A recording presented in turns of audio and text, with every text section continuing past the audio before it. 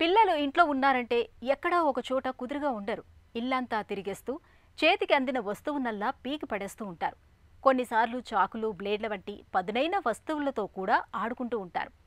ఇలాంటప్పుడు పిల్లలకు పొరపాటున చర్మంపై తెగిన గాయాలు అవుతూ ఉంటాయి.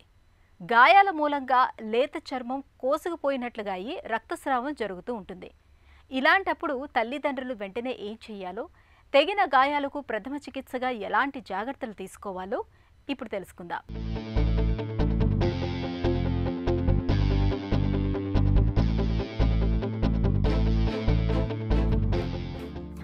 చర్మంపై తెగిన గాయాలైనప్పుడు ముందుగా గాయాల్ని నీరు లేదా సబ్బుతో శుభ్రంగా కడగండి. గాయం చుట్టుపక్కల చర్మంపై తేమ లేకుండా శుభ్రంగా తుడవాలి. ఆ తర్వాత గాయంపై శుభ్రమైన బట్ట ఉంచి బ్యాండేజీని కట్టండి. గాయానికి వాపు రావటానికి వీలుగా బ్యాండేజీని కొంచెం వదులుగానే కట్టాలి.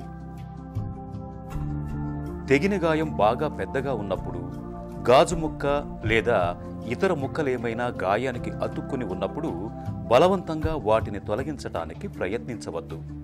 అలా అతుక్కుని ఉన్న ముక్కను తొలగిస్తే గాయం తీవ్రంగా మారవచ్చు.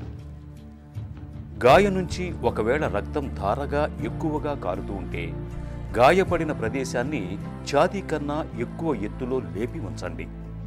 శుభ్రమైన బట్టను మడతలుగా పెట్టి గాయం పైన ఉంచి గట్టిగా నొక్కాలి.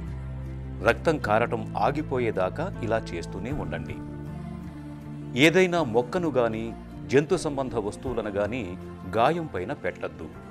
వాటి వల్ల ఇన్ఫెక్షన్ సోకే అవకాశం ఉంటుంది.